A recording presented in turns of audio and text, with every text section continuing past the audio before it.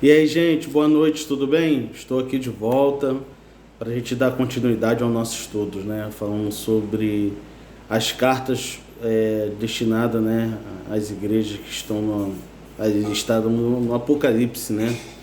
E a terceira carta hoje que eu queria falar é a carta destinada à igreja de Pérgamo. E tem algumas coisas interessantes ali que eu gostaria de estudar com você e a gente refletir, né? Acerca um pouco da palavra e a primeira coisa que a gente tem que refletir é saber que o nosso Deus a todo momento nos acompanha.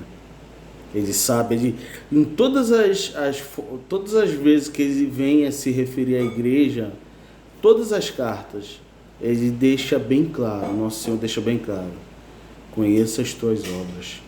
Então, é uma coisa que a gente precisa sempre refletir, saber que o olhar de Deus está a todo momento sobre nós e a todo momento Ele está examinando nosso coração, a todo momento Ele está prescrutando as nossas obras, as nossas intenções. Então, é a primeira reflexão que eu queria trazer sobre isso. Você talvez aí está pensando em desistir ou está pensando em fazer besteira. Tenha certeza que existe um Deus que a todo momento nos acompanha. Ele não nos criou e não nos entregou a nossa própria sorte, pelo contrário. Ele a todo momento ele pede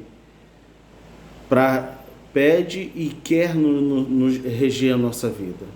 Mas ele respeita o livre-arbítrio que ele entregou nas nossas mãos. Vou trazendo aqui, vamos dando continuidade aqui. Vamos ler, né? A igreja, a carta foi escrita a Pérgamo, né? Está lá em Apocalipse 2, a partir do versículo 12, diz assim: E ao anjo da igreja que está em Pérgamo escreve: Isto diz aquele que tem a espada aguda de 2 fios. Eu sei as tuas obras, e onde habitas, e o que está,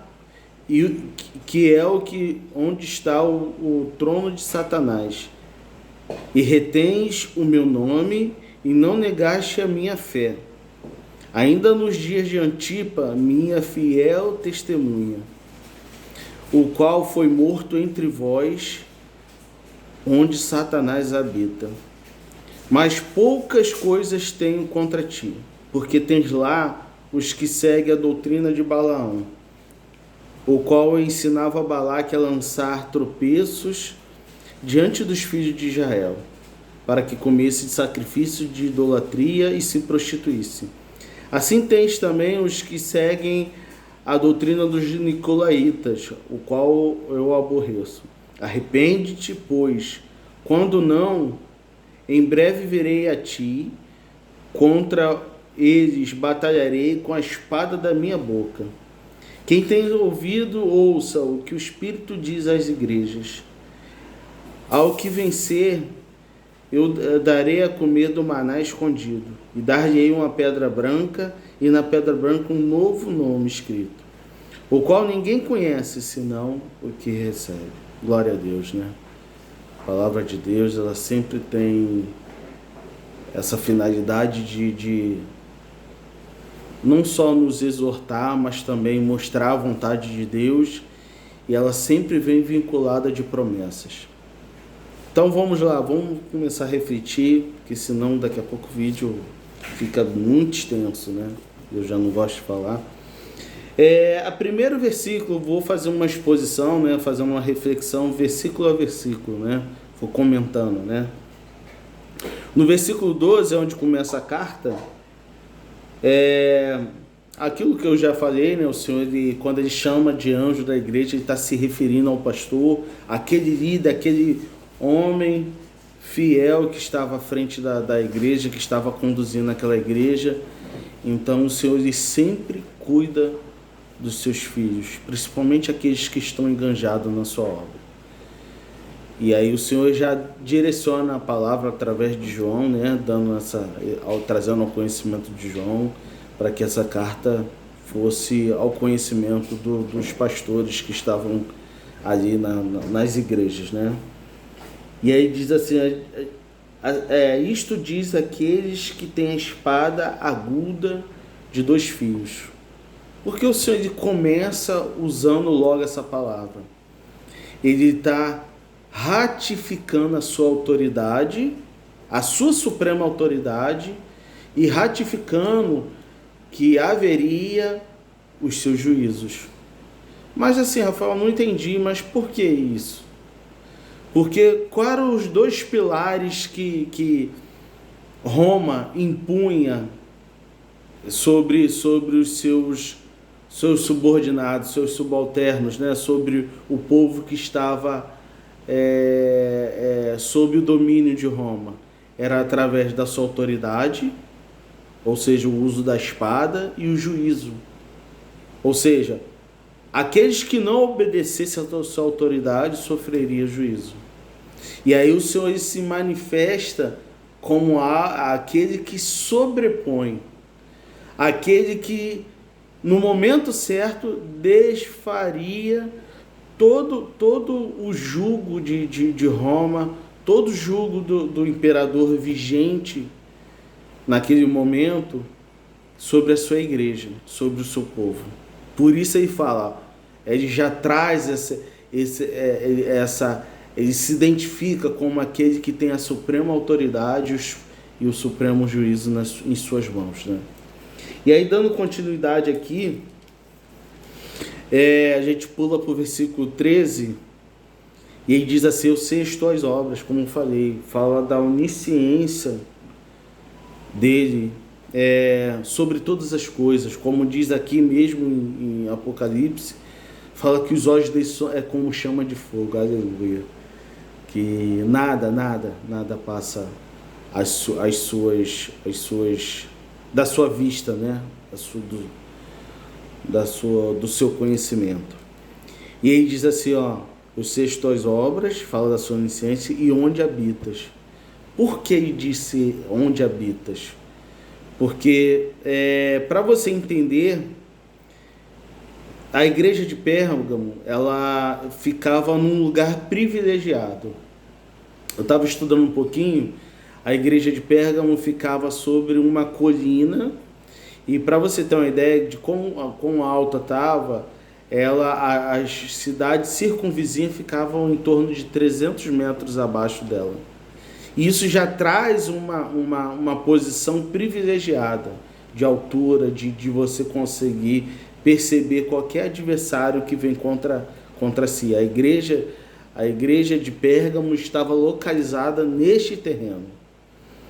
E aí, ele diz ainda assim, e onde está o trono de Satanás? Por que Jesus estava falando sobre o trono de Satanás? Havia seitas ali que estavam trazendo grandes prejuízos para a obra de Deus. E aí tinha seus deuses, né, aspas, deuses que eram os prevalecentes naquela cidade, né, que eu até anotei aqui, que era Zeus, Dionísio, Asclépio e Atenas. Eram esses 4 deuses, e uma coisa interessante também, e ainda havia o culto, a idolatria, né, ao imperador. Então tudo isso influenciava, tudo isso suprimia a obra de Deus, tudo isso trazia, através de combate, através de resistência ao avanço da igreja, do evangelho naquele lugar. E o Senhor sabia disso, por isso que ele titula ali como trono de Satanás. E o que acontece? Qual era o Deus? A igreja, a cidade de Pérgamo era uma cidade pujante, a qual a cultura grega ali era prevalecente, eles tinham, para ter uma ideia, eles tinham uma biblioteca com um número recorde de livros ali. A cultura grega era bem forte, bem corrente ali naquele lugar, era uma cidade intelectualizada, e o Senhor ele tinha ciência de tudo aquilo. Para você ter uma ideia, era uma cidade que tinha uma medicina bem avançada. Para você ter uma ideia, muitos vinham de vários lugares para se tratar em Pérgamo. Tanto que o deus, a imagem, né, de Dionísio não, desculpa, de Asclépio, era uma serpente. Até hoje a gente vê aí conhecidos nossos, familiares, amigos que são da área de saúde, você vê no jaleco assim, o símbolo daquela serpente. Isso aí já tem origem lá desde da época dos tempos bíblicos lá de Roma e da Grécia, né? Aí uma coisa abrindo vem à minha mente aqui, talvez você que não está muito habituado, ora fala de Roma, ora fala de Grécia. Como assim, Rafael? Como é que é? Quem estava prevalecendo, a Grécia ou Roma? Deixa eu só te explicar. Eu já falei em outros vídeos, mas não custa nada trazer. O império que predominava nos tempos de Jesus, dos apóstolos, da igreja primitiva, era Roma. Era o Império Romano que prevalecia, que era o império, aspas, imbatível daquela época. Mas o que influenciava o pano de fundo daquela época era a cultura grega. Ou seja, o domínio era de Roma, mas a cultura predominante era grega. Ali que saíam os filósofos, para ver que quando fala ali tem uma passagem em Atos, agora só não vou lembrar o capítulo certinho, que fala quando Paulo está lá acho que em Atenas, se não me engano, fala ali dos filósofos ali, eles viviam disso, né, de filosofar, estudos e tantas outras coisas. Então é só para deixar claro, abrir esse parênteses aí, porque pode ser que alguém não tenha esse conhecimento e de repente possa ficar confuso. Seguindo aqui, ele ainda diz assim: retens o meu nome e não negaste a minha fé. A igreja, apesar de toda essa influência pagã, de seitas, de pessoas que estavam infiltradas ali, grupos, né, religiosos ali que estavam infiltrados, que estavam trazendo grandes prejuízos para a igreja que estava ali em Pérgamo, era uma igreja resiliente, como diz aqui, não negou a fé, não se entregou às pressões das seitas, às pressões da cultura, às pressões de Roma, que ali diretamente influenciava. Vale reforçar que o cristianismo, desde sempre, na verdade, sempre teve objeções, sempre teve perseguições. Em Pérgamo não foi diferente. E quando ele fala assim, minha fiel testemunha, meu Deus, que coisa linda você ouvir isso do próprio Cristo. Minha fiel testemunha.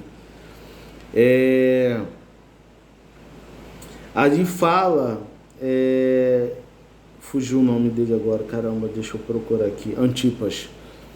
Antipas era um homem temente a Deus, um homem muito influente naquela cultura, um homem parecido semelhante a Paulo, muito, como dizer, muito enganjado na obra, na disseminação, na evangelização, no testemunho. Era um homem, como o próprio Senhor diz aqui, testemunha, que testemunhava da sua fé. E isso incomodou Roma e as seitas. E aí as seitas, assim como os judeus fizeram para pegar Jesus, aspas, né? Eles fizeram isso com Antipas. E há na tradição cristã que diz que Antipas foi queimado dentro de uma imagem de um touro e foi queimado vivo até a morte. Então, assim, olha como é que foi impactante. E aquilo foi de propósito, para mostrar o sacrifício, ou para mostrar... qual nome? Fugiu a palavra agora. Mostrar o sofrimento, e com a finalidade de intimidar a igreja de Pérgamo. E o Senhor fala assim, ó, minha fiel testemunha. O Senhor, ele viu, ele recebeu aquele sacrifício que fizeram com Antipas como um cheiro suave. Claro que não era da vontade do Senhor não é da vontade do Senhor que o homem sofra, passe por sofrimento, mas às vezes é necessário e muito passa pelas regras de princípio que ele estabelece, que ele estabeleceu nessa terra e ele vela para cumprir, né? Dando continuidade aqui, o Senhor ainda fala assim, versículo 14, mas umas poucas tenho contra ti. Ele vai falando assim, ó, vocês estão no caminho certo, mas vocês estão deixando a desejar algumas poucas coisas. E o Senhor pontua aqui, né? Ele fala, tenho contra ti, porque tens lá os que seguem a doutrina de Balaão. Quem foi Balaão? Balaão foi um profeta mercenário, profeta entre aspas, né? Que foi procurado por Balaque para que ele subisse aos outeiros, né? Ao monte, e Israel passando pelo vale, ele profetizasse, né? Amaldiçoando Israel. Mas só que contra a igreja, contra Israel de Deus, não há encantamento. Talvez você, meu amigo, está preocupado porque teve algum embate e de repente está receoso devido a alguma ameaça. Vou fazer um trabalho assim para te derrubar, um trabalho assado. Meu amigo, se você está firme na fé, se você está seguindo as pisadas de Cristo, receba essa palavra, contra Israel de Deus não há encantamento. Sabe o que aconteceu? Quando eu só estou sintetizando aqui, depois você medita lá, está em Números, no livro de Números, capítulo 22. Quando ele subiu, esse profeta, inicialmente ele não quis, porque ele temia o Deus de Israel, sabia o Deus o problema que ele acarretaria para a vida dele, mas mesmo assim, depois de tanta insistência de Balaque, claro, aumentou o suborno, né, ele acabou cedendo. E diz a palavra que quando ele subiu no monte e vendo Israel passando pelo vale, quando ele abre a boca para amaldiçoar Israel, meu Deus, que coisa linda. A palavra de Deus diz que o Senhor trocou as palavras de Balaão, e ao invés de sair palavras de maldição, saiu palavras de bênção. Olha que coisa linda, meu irmão. Receba essa palavra. O Deus que tu serve é um Deus que vela por você. É um Deus que não permite que as maldições, que o mal chegue até a tua tenda, até a tua família. E quando Ele permite, Ele tem um propósito. Ele vai te ajudar, Ele vai te guardar, Ele vai te sustentar, Ele vai trazer aprendizado para a sua vida. Então receba essa palavra. O Senhor nessa noite Ele visita teu lar, visita teu coração, te fortalece. Receba essa palavra, sente a presença do Espírito Santo entrando na sua vida e fazendo morada, te trazendo agora um momento de enlevo espiritual. Talvez as lágrimas estejam descendo agora sobre os seus olhos, talvez uma alegria abundante, inexplicável está inundando o teu ser, uma presença tão gostosa, tão maravilhosa, que só aqueles que servem ao Senhor podem gozar, podem experimentar. Então, assim, tenha certeza, esse Deus que hoje eu trago aqui, que eu falo, é o Deus que zela pela tua família, é o Deus que não deixa faltar nada na tua mesa, é o Deus que cuida e zela pelo teu sono, é o Deus que afasta todos os males contra a sua vida, contra a tua família, é o Deus que estende a poderosa mão dele e não permite que nada venha acontecer na sua vida. Receba essa palavra, que o Senhor seja contigo, meu irmão. Meu Deus, que presença, que coisa linda. Receba essa palavra. Leva a sério o que Deus quer fazer na sua vida. Coisas tremendas Ele quer fazer na sua vida.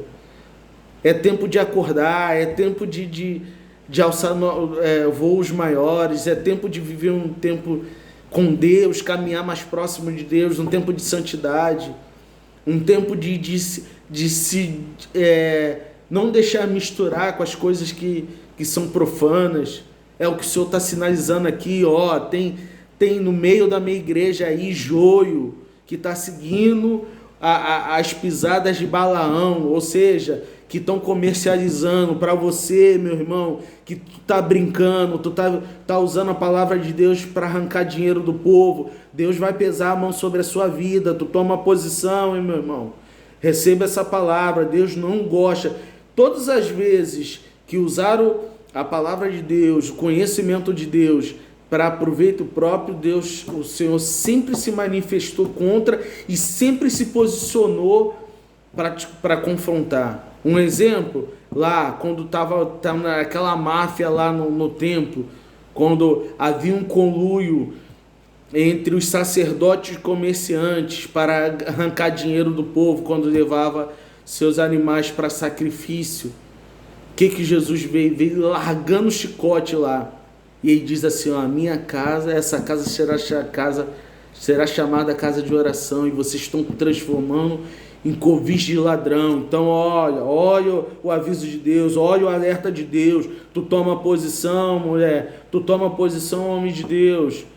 Para de ficar mercadejando a palavra de Deus, isso é coisa séria. Isso aqui, ó, a palavra de Deus diz, o que recebeste de graça dai. Para de ficar usando a palavra de Deus para arrancar dinheiro do povo. Tu vigia, hein? Depois não vai falar que te avisei, hein? Vamos seguir adiante. Versículo 14 aqui. E ainda tinha... e estavam... Qual era a ideia, qual era a estratégia também de Balaão? Levar de novo Israel para a idolatria, para comer comidas sacrificadas a ídolos, para se prostituírem. Então, o Senhor está alertando, cuidado com essa galera aí, isso é fermento que está no meio da minha igreja. Mas, tenha certeza, ele diz aqui mais à frente, eu vou contra eles. Se eles não se consertarem, eu vou contra eles. Duro é para aqueles que o Senhor está em confronto. Duro é para aqueles que está em linha de reta de colisão com o próprio Senhor. Então, olha essa palavra de despertamento. Aí diz aqui no versículo 15, assim tens os que seguem a doutrina dos nicolaítas, o qual aborreço. Nicolaítas eram aqueles que seguiam a linha de Jezabel, fala de prostituição, fala de mistura, fala de vida mista.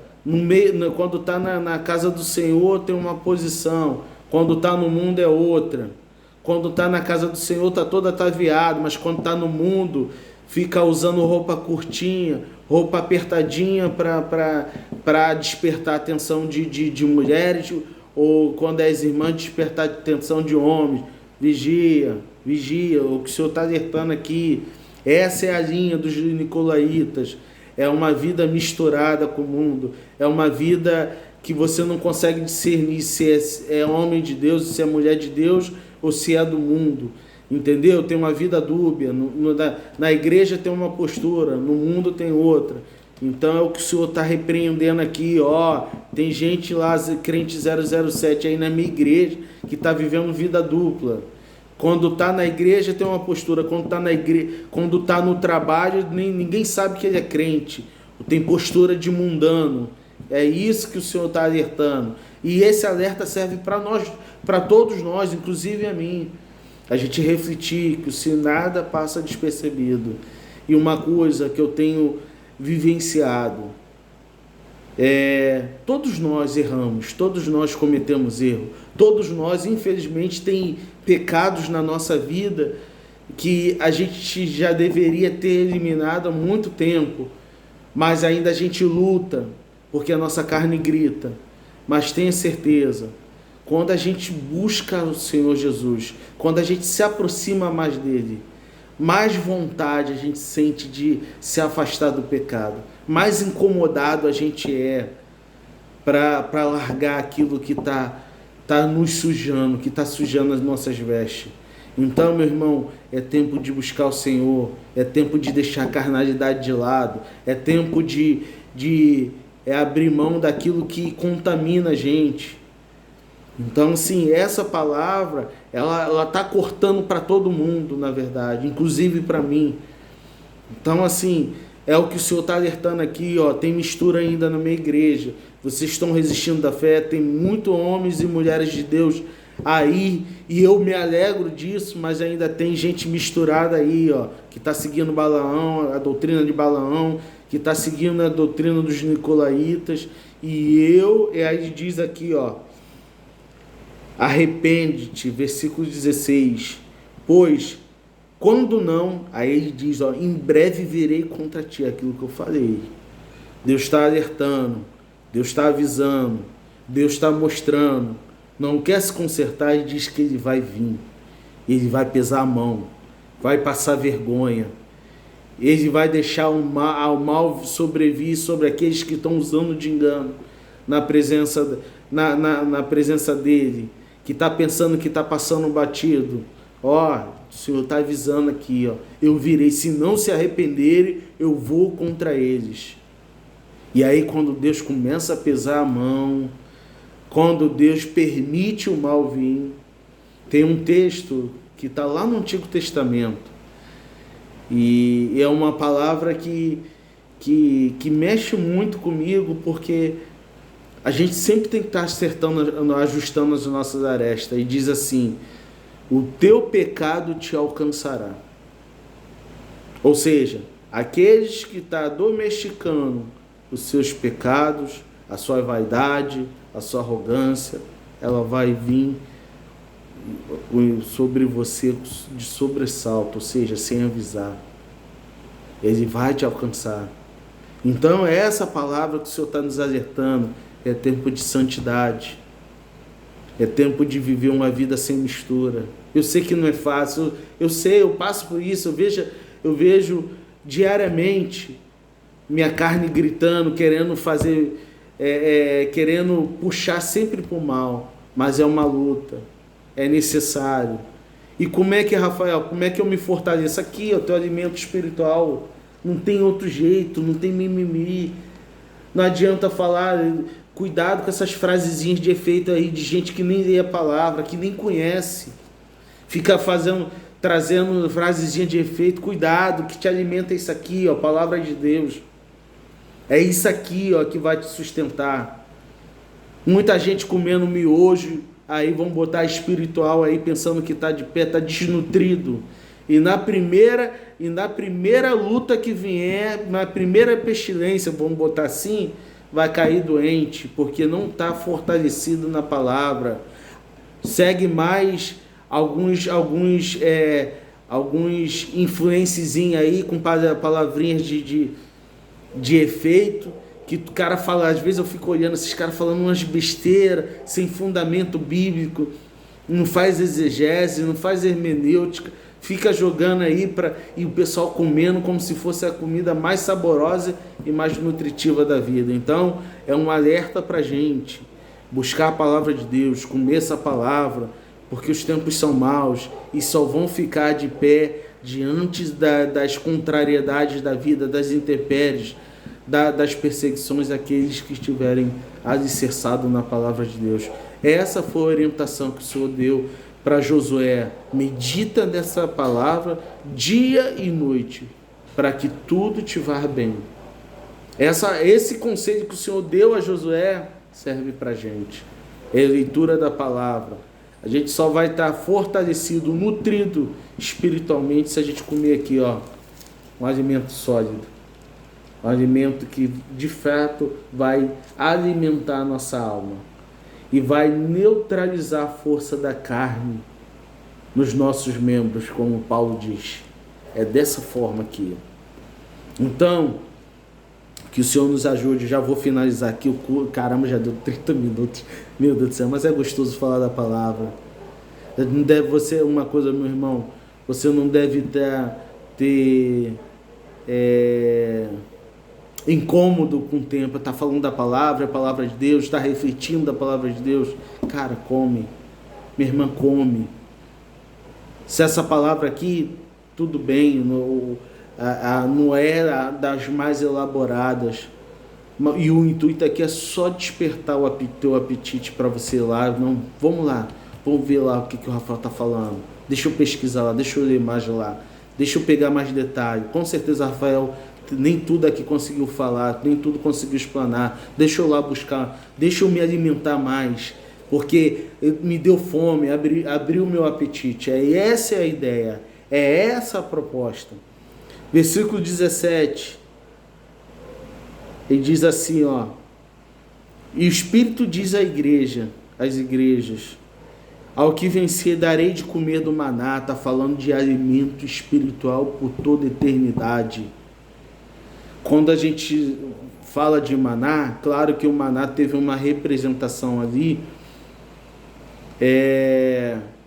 ali, claro, naquela ocasião ali no deserto, foi para saciar uma fome momentânea, mas aqui quando fala desse maná, aqui fala de um maná espiritual, ou seja, algo que vai saciar a tua vida por toda a eternidade. Essa é a recompensa. E qual é o maná, simbolicamente aqui, que vai nutrir, que vai saciar e que vai projetar a tua vida, a tua alma para a eternidade?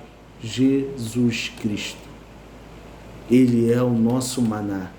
É Ele que nos alimenta, é Ele que nos sustenta, é Ele que nos dá vida, é Ele que nos dá vigor, aleluia.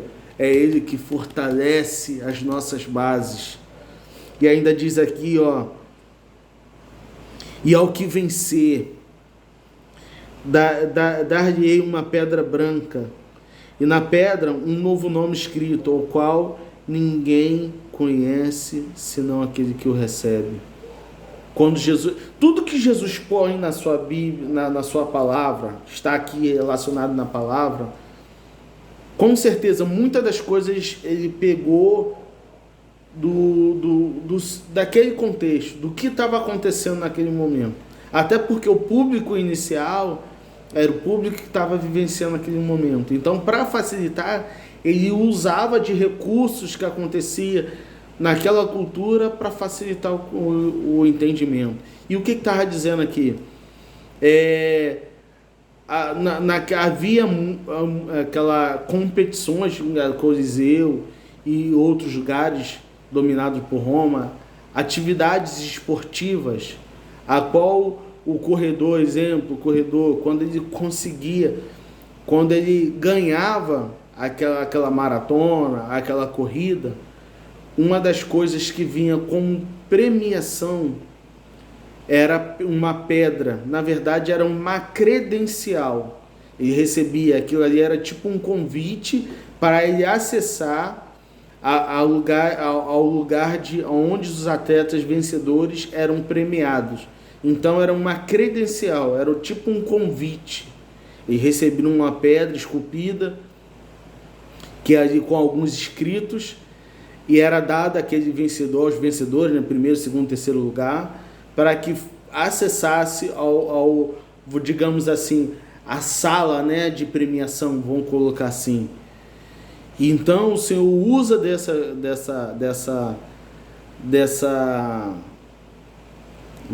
desse mecanismo, né, para exemplificar: aqueles que perseverar na minha obra, na minha presença, no meu reino, eu darei uma pedra, ou seja, uma credencial para acessar o meu reino que subsiste por toda a eternidade. Meu Deus do céu, esse deve ser o nosso maior prêmio, o nosso maior galardão, e nosso coração deve se alegrar por causa disso. Então, meu amigo, caramba, já deu 34 minutos, 35 vai dar agora. Receba essa palavra, que o Senhor te abençoe, Que o Espírito Santo de Deus te visite nessa noite. Você, minha amiga, receba essa palavra, abre seu coração, busca na palavra de Deus, vai ler a palavra de Deus. Ah, mas eu não entendo, não tem problema, faz uma oração. Vou fazer uma oração agora contigo. Senhor meu Deus, eu entendi o que foi dito aqui e creio que teu Santo Espírito é o maior interessado que eu venha ler a tua palavra e entender a tua vontade. Por isso, Espírito Santo de Deus, abra o nosso entendimento, abra os nossos olhos espirituais, para que a gente consiga ver a tua vontade, que é boa, perfeita e agradável na nossa vida. Dá discernimento, Senhor, aquele que está orando comigo, que está ouvindo esse vídeo, que está vendo esse vídeo.